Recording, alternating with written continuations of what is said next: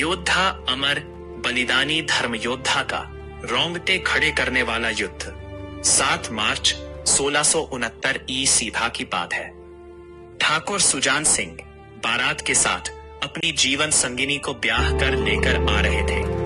22 वर्ष के सुजान सिंह किसी देवता की तरह लग रहे थे। ऐसा लग रहा था मानो देवता अपनी बारात लेकर जा रहे हो।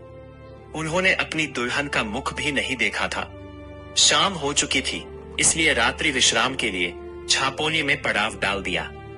पड़ाव डाले अधिक समय नहीं हुआ था कि ठाकुर सुजान सिंह को गायों के गले में पड़े घुंघरुओं की आवाजें सुनाई देने लगी। आवाजें स्पष्ट नहीं थी, फिर भी वे सुनने का प्रयास कर रहे थे, मानो वो आवाजें उनसे कुछ कह रही थी। सुजान सिंह ने अपने लोगों से कहा, शायद ये चरवाहों की आवाज है, जरा सुनो वे क्या कहना चाहते हैं। गुप्तचरों ने सूचना दी कि युवराज, ये लोग कह रहे हैं कि कोई फौज देवरे मंदिर पर आई है।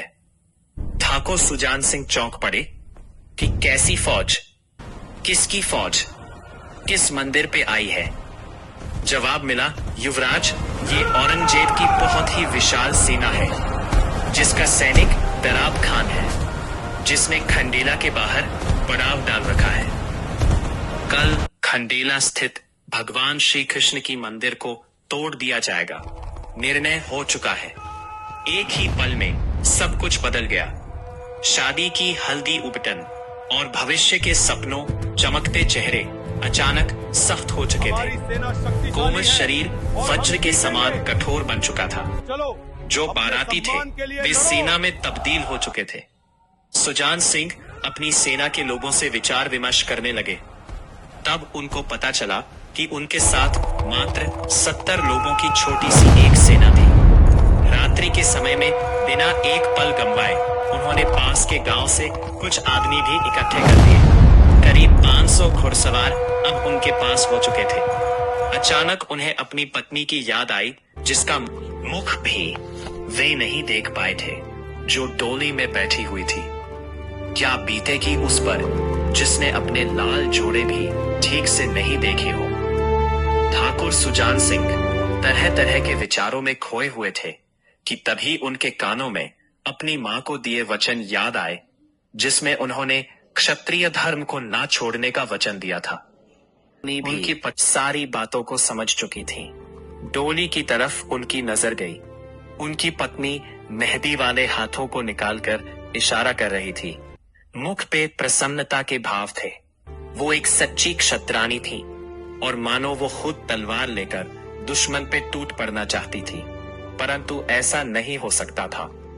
सुजान सिंह ने डोली के पास जाकर डोली और अपनी पत्नी को प्रणाम किया और कहारों तथा नाई को डोली सुरक्षित अपने राज्य भेज देने का आदेश दे दिया और खुद खंडेला को घेरकर उसकी चौकसी करने लगे। लोग कहते हैं कि मानो खुद कृष्ण उस मंदिर की चौकसी कर रहे थे।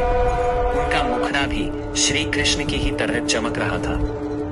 8 मार्च 1679 को दराब खान की सेना आमने सामने आ चुकी थी। महाकाल भक्त सुजान सिंह ने अपने इष्ट देव को याद किया और हर हर महादेव के जय घोष के साथ 10,000 की मुगल सेना के साथ सुजान सिंह के 500 लोगों के बीच घनघोर युद्ध आरंभ हो गया। सुजान सिंह दराब खान को मारने के लिए उसकी ओर लपके और 40 मुगल सेना को मौत के घाट उतार दिया। ऐसे पराक्रम को देखकर दराब खान ने पीछे हटने में ही भलाई समझी, लेकिन ठाकुर सुजान सिंह रुकने वाले नहीं थे। जो भी उनके सामने आ रहा था मारा जा रहा था।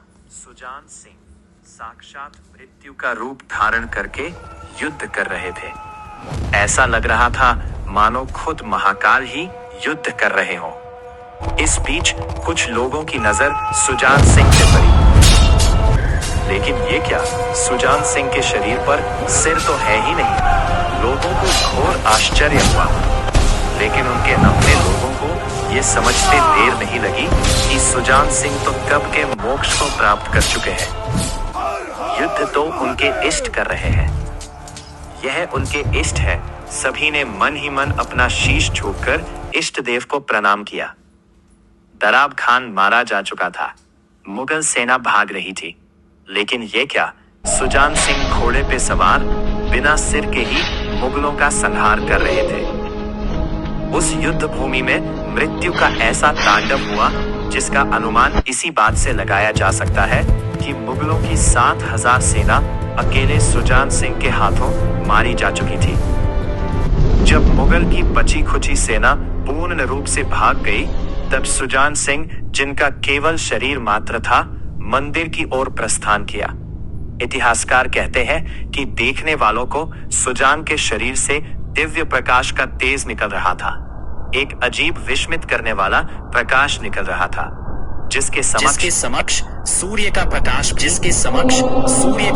भी मंद पड़ रहा था। यह देखकर उनके अपने लोग भी घबरा गए थे। सभी एक साथ श्री कृष्ण की स्तुति करने लगे। घोड़े से नीचे उतरने के बाद सुजान सिंह का शरीर मंदिर की प्रतिमा के सामने जाकर लुढ़क गया और एक शूरवीर योद्धा का अंत हो गया।